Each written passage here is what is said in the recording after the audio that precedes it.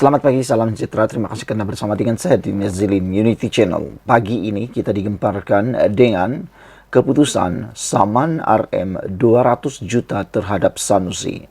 Itu sebabnya netizen mula mengatakan bahwa dengan ini Sanusi akan bankrupt habis. Mereka meramalkan Sanusi akan kehilangan jawatan Menteri Besar Kedah pertama. Yang kedua, mungkin akan dipenjarakan oleh Akta Keselamatan.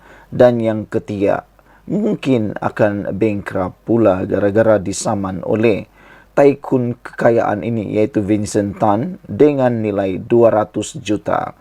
Tak pastilah kalau Sanusi memiliki uang sehingga begitu banyak, yaitu 200 juta. Persoalannya sekarang ialah mengapa Vincent Tan marah sangat sehingga mahu menyaman Sanusi sebanyak 200 juta. Ada pepatah Melayu mengatakan kerana santan pulut binasa, kerana mulut badan binasa. Saudara-saudara sekalian, pengasas kumpulan berjaya Tan Sri Vincent Tan mengemukakan saman terhadap Menteri Besar Kedah Datuk Seri Muhammad Sanusi Maknor dengan menuntut pampasan ganti rugi sebanyak 200 juta ringgit. Ia susulan kenyataan berunsur fitnah didakwa dibuat Muhammad Sanusi mengenai projek Gerbang Maritim Selangor SMJ. Kumpulan berjaya dalam satu kenyataan berkata, satu surat tuntutan telah dihantar kepada Sanusi pada 5 Ogos lalu, menuntut beliau menarik balik kenyataan itu tanpa syarat. Syarikat itu juga menuntut Sanusi agar memohon maaf secara terbuka, memberi jaminan tidak mengulangi tuduhan itu dan membayar pampasan sebanyak 200 juta. Sekiranya Sanusi gagal mematuhi tuntutan itu menjelang 8 Ogos ini, satu tindakan undang-undang akan diambil terhadap beliau. Pada masa sama, Vincent dan Berjaya Land turut membuat laporan polis terhadap Sanusi dan beberapa individu seperti blogger Murray Hunter, Badrul Hisham Shaharin, lebih dikenal sebagai Cikgu Bad, dan Raja Petra Kamarudin atas penerbitan kenyataan-kenyataan fitnah terhadap SMJ. Menurut kenyataan itu pada Isnin. Sementara itu, Vincent Tan berkata, kenyataan-kenyataan fitnah itu telah mencerminkan integriti, reputasi dan imej beliau serta Berjaya Land. Tuduhan-tuduhan yang dilemparkan ini telah menimbulkan keraguan dan mencetuskan syak wasangka tanpa sebab mengenai usaha perniagaan serta inisiatif kedermawanan yang sah.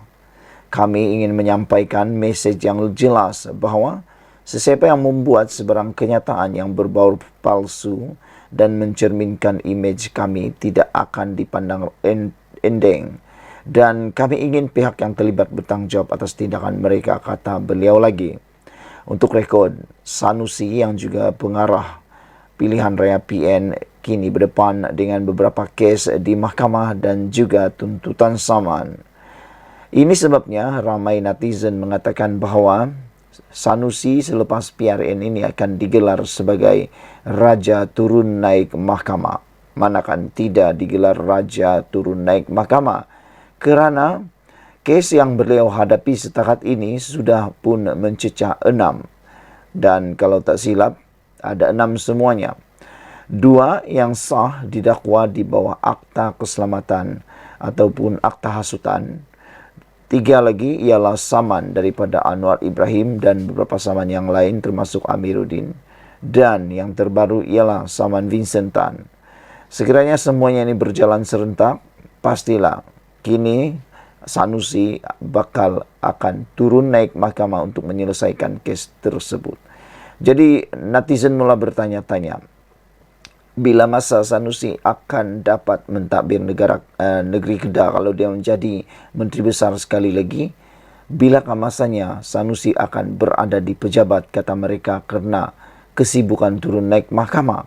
Itu persoalan yang dilemparkan oleh netizen akibat daripada beradanya selonggoknya saman dan kes mahkamah terhadap Sanusi. Pada 17 Julai lalu, beliau didakwa di Mahkamah Session atas 2 tuduhan mengeluarkan kata-kata menghasut, berhubung isu pelantikan Menteri Besar Selangor dan berhubung penubuhan Kerajaan Perpaduan dalam satu ceramah. Beliau didapati melakukan perbuatan yang mempunyai kecenderungan menghasut dan menyebut perkataan yang mempunyai kecenderungan untuk membangkitkan perasaan tidak setia terhadap mana-mana raja. Selain itu, Sanusi juga berdepan dengan tindakan Undang-Undang Menteri Besar Selangor Datuk Seri Amiruddin Syari berkaitan ucapan fitnah pada Majlis Jelajah Mega Base sehingga Kedah Sejahtera di dataran Darul Aman Jitra di Kedah. Sanusi mendakwa Amiruddin turut terlibat dalam skandal dengan pengasas kumpulan berjaya Tan Sri Vincent Tan dalam projek pembersihan Sungai Klang. Ekoran itu Berjaya Land turut membuat laporan polis dan mengambil tindakan undang-undang terhadap kenyataan Sanusi yang dibuat secara melulu dan berniat jahat berkait syarikat itu. Ketua Pegawai Eksekutif Kumpulan Berjaya Land, Said Ali Sahluhul Ahmed berkata, pihak syarikat secara kategorikal dan tegas menafikan semua tuduhan tidak berasas ketika Sanusi berucap dalam ceramah pada 2 Ogos di Kedah. Sekian dulu untuk kali ini. Jangan lupa tinggalkan komen anda, tekan butang subscribe. Kita jumpa lagi. Bye-bye. Selamat petang, salam sejahtera. Terima kasih kerana bersama dengan saya di Nazilin Unity Channel. Ada orang kata Sanusi dah berehat. Ada orang kata Sanusi tak hadir ceramah kerana nak berehat dan macam-macam lah dakwaan dan macam-macam lah kata-kata yang kita dengar. Termasuklah laporan polis telah dibuat kerana ada mendakwa Sanusi di dalam keadaan yang bahaya dan sebagainya. Rupa-rupanya bukan itu yang berlaku. Ini yang berlaku. Ikuti terus ulasan kali ini. Anda share kepada ramai orang. Sebenarnya ini yang mungkin berlaku. Dinasihatkan kurangkan aktiviti. Sanusi kini disedari adalah liability. Rupa-rupanya macam yang saya kata sebelum ini, oleh kerana kelantangan dan keceluparan, kadang-kadang celuparnya mulut Sanusi ini, menyebabkan beliau terhimpit, terjerumus dalam masalah kepada diri sendiri. Buktinya, 2 pertuduhan pendakwaan terhadap beliau telah dibuat di bawah akta hasutan gara-gara terlalu sembang kencang. Dan ini kali pula apa yang terjadi, Sanusi kini disedari adalah liability. Anda tahu apa maksud liability? Maksud liability itu ialah bebanan kepada PAS Perikatan Nasional.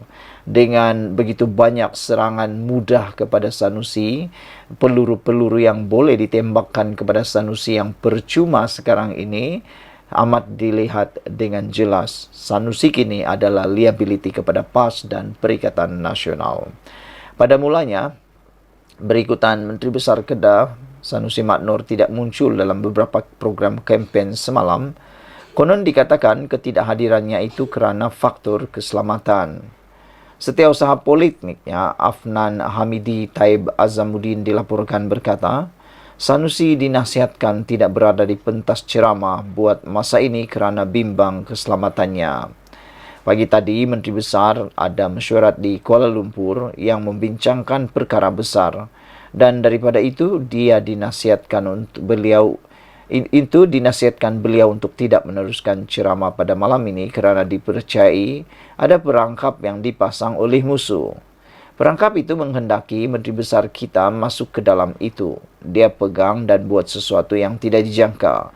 Waktu ini kita kena sedia dengan segala kemungkinan. Saya dah sebut dah dalam tempoh sehari 2 ini, kemungkinan akan berlaku sesuatu dahsyat dakwanya lagi. Ikut hukum akal, amat tidak logik dan sukar sebenarnya menerima kemungkinan wujudnya suatu ancaman keselamatan terhadap Sanusi. Ini kerana beliau bukan pemimpin yang berbahaya. Sebaliknya, hanya banyak merapu dan buat lawak saja dalam ceramahnya. Pernahkah kita dengar ada pelawak di dunia ini diancam bunuh, hendak ditangkap atau diperangkap oleh sesiapa? Kalau mau dikira, Anwar Ibrahim ketika berkempen PRU 15 lalu jauh lebih popular dan digilai rakyat kemana saja beliau turut berkempen. Tetapi, pernahkah kita mendengar Anwar ada diancam keselamatannya sehingga beliau membatalkan hadir dalam program-program yang sudah ditetapkan? Tidak pernah kan? Lagipun, Sanusi juga sentiasa dikawal oleh pegawai pengiring daripada PDRM setiap masa. Selain unit amal PAS sendiri sejak sekian lama tidak juga kurang hebatnya dalam memberi kawalan kepada para pemimpin-pemimpin mereka. Jadi, di mana tidak selamatnya Sanusi? Agaknya, lantaran sedar ancaman keselamatan itu memang tidak logik dan boleh membuatkan orang ketawa saja, Sanusi sendiri tampil meredakan keadaan. Katanya, beliau dinasihatkan oleh PAS Kedah untuk mengurangkan aktivitinya. Faktor keselamatan yang dinasihatkan itu antaranya tak bawa kereta laju-laju, semata-mata nak cepat sampai. PAS Kedah ambil langkah untuk mengurangkan aktiviti saya supaya tak terkejar-kejar ke sana sini. Macam-macam boleh terjadi dalam perjalanan, tambah Sanusi lagi. Pula dah. Namun, logika Sanusi diminta mengurangkan aktiviti kempennya kerana bimbang keselamatannya ketika dalam perjalanan. Kalau benar Sanusi ada pengaruh, boleh menambah jumlah undi dan keberadaannya memungkinkan kemenangan cemerlang diperoleh, kenapa dikurangkan aktivitinya? Bukankah sepatutnya diperbanyakkan lagi aktivitinya? Tidak sukar menjangka sebenarnya kenapa langkah itu diambil oleh PAS Kedah. Ia tidak lain kerana Sanusi kini dirasakan sudah jadi liability kepada PAS Kedah dalam usaha untuk mereka memperoleh kemenangan pada 12 Ogos nanti. Faktor utama tentunya adalah disebabkan isu nadir bumi atau REE yang jelas memperlihatkan beliau banyak berbolak-balik, memusing-musing cakap dan tidak berkata benar berkenaan perkara itu. Ternampak semakin ditekan dan didedahkan satu persatu fakta oleh Saifuddin Nasution Ismail berkenaan REE itu, Sanusi semakin terperangkap dan terbelit dengan kepura-puraannya sendiri. Rakyat mungkin terhibur dengan lawak jenaka dan aksi merapu Sanusi. Tetapi apabila berdepan fakta dan kebenaran adalah tidak mungkin rakyat yang waras boleh menerima pembohongannya yang sebelum itu dengan selamba mengatakan beliau tidak tahu apa-apa tentang REE serta tidak kenal sama sekali dengan warga China yang dikaitkan dengannya itu. Faktor lain ialah Sanusi hanya pandai berkempen dengan melawak dan mengata orang semata-mata, tanpa menampilkan tawaran atau apa yang hendak dilakukannya kepada rakyat dalam tempoh 5 tahun akan datang. Kecenderungannya hanya menyalahkan orang lain dan kerajaan pusat. Hello bos, sebagai menteri besar dan kuasa ada kuasa, takkan tak habis-habis letak beban kesalahan kepada orang lain belaka pula. Begitulah. Jadi semoga dengan penerangan ini, semoga dengan penjelasan dan pencerahan ini, anda kini mula tahu kenapa Sanusi sebenarnya mengurangkan atau dinasihatkan mengurangkan aktiviti berkempen beliau. Tidak logik untuk dikatakan bahawa Sanusi dalam masalah keselamatan kerana beliau sepanjang waktu ditemani oleh bodyguard. Selain daripada itu, juga tidaklah logik untuk beliau mengurangkan aktivitinya itu kerana untuk keselamatan. Bukankah menurut Sabuddin Hussein ini, bukankah di saat beliau popular lah perlu ditambahkan lagi aktivitinya supaya jaminan kemenangan dalam PRN ini akan lebih terjamin lagi? Menjadi persoalan kita sekarang ialah rupa-rupanya adakah Sanusi sekarang adalah liability besar kepada PAS dan sebabnya Sanusi direhatkan, dikurangkan aktiviti adalah untuk cuba mengendurkan, mencari jalan untuk memutuskan ataupun untuk mengelakkan Sanusi lebih parah lagi menjadi beban kepada PAS dan juga Perikatan Nasional.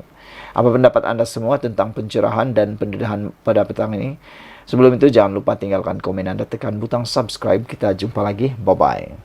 Selamat petang, salam sejahtera. Terima kasih kerana bersama dengan saya di Nazilin Unity Channel. Wah, ini satu laporan berita yang paling hangat sekali melibatkan SPRM. Apabila SPRM sah menahan pemilik syarikat memalsukan dokumen kerja penyelenggaraan lebih RM1 juta.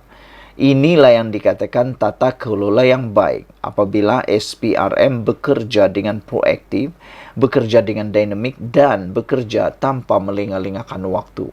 Ada saja laporan terus disiasat, ada saja laporan terus disiasat, dan kalau layak ditahan, perlu ditahan. Apalagi yang menyebabkan kerugian besar kepada negara. Bayangkan, penyelenggaraan yang palsu ini lebih 1 juta ringgit kalau diedarkan atau diperuntukkan kepada rakyat. Berapakah keuntungan rakyat yang boleh diperoleh? Berapa buah rumah untuk orang-orang miskin boleh dibuat? Tapi karena ketamakan mereka-mereka ini, maka sanggup memalsukan dokumen untuk semata-mata mendapatkan kerja penyelenggaraan 1 juta ringgit. Yang kaya terlalu tamak, yang miskin pula makin kerugian. Suruhanjaya Pencegahan Rasuah Malaysia SPRM Sabah menahan 2 pemilik syarikat kerana disyaki menggunakan dokumen palsu untuk mendapatkan kerja penyelenggaraan berjumlah lebih RM1.1 juta.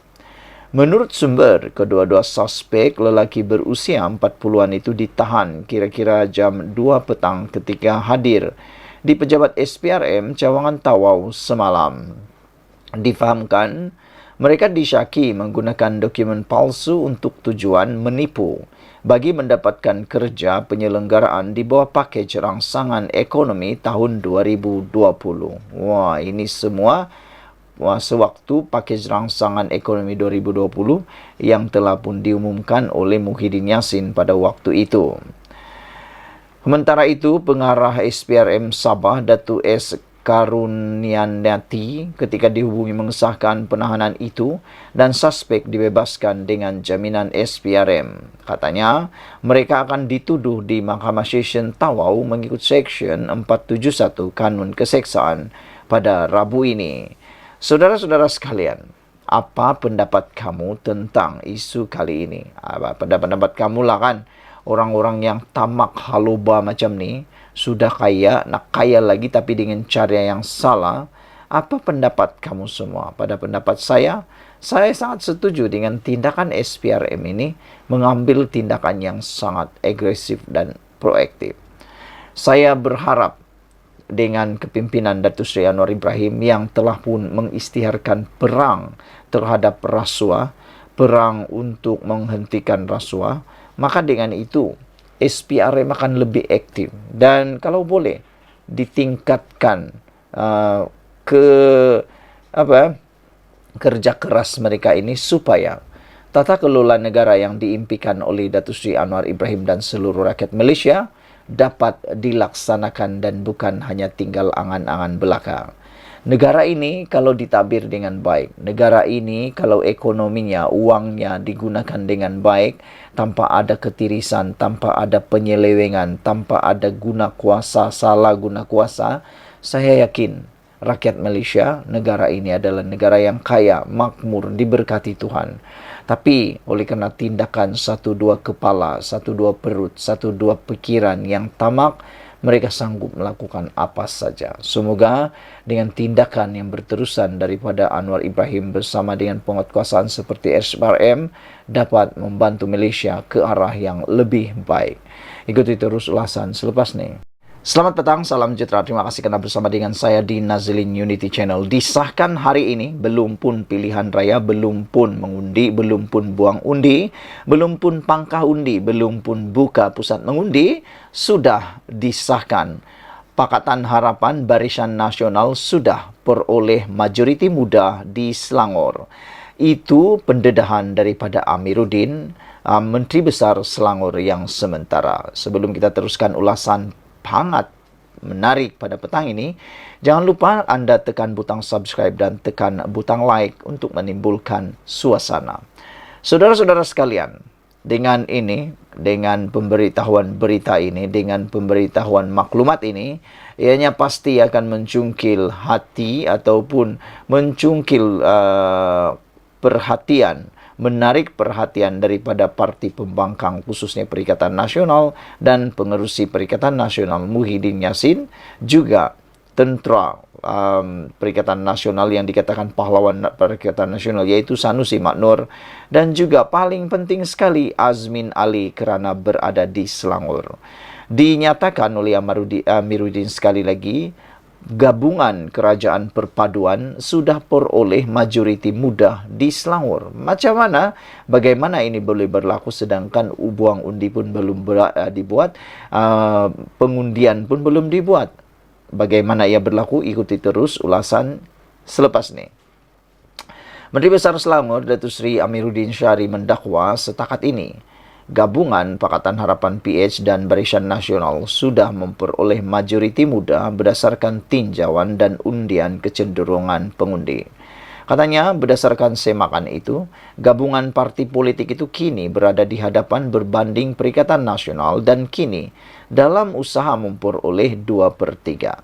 Setakat malam tadi, Kerajaan Perpaduan sudah memperoleh majoriti mudah, malah hampir menuju 2/3 dalam pilihan raya negeri PRN Selangor, katanya ketika berucap pada siri ceramah Kita Selangor di dataran Sadiman, Bukit Cangang di sini malam tadi. Amiruddin berkata, beliau membuat semakan bukan hanya berdasarkan kepada satu agensi.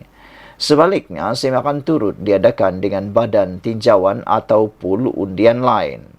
Katanya, beliau bukan rasa angku, sombong dan melompat terlalu awal, kerana masih ada 4 hari lagi sebelum mengundi. Saya sudah kira-kira dan hitung.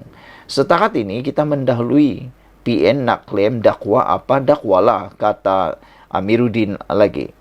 Amiruddin mengakui BN berjaya membangunkan Selangor sebagai sebuah negeri maju dan kini tugas dan peranan itu disambung PH.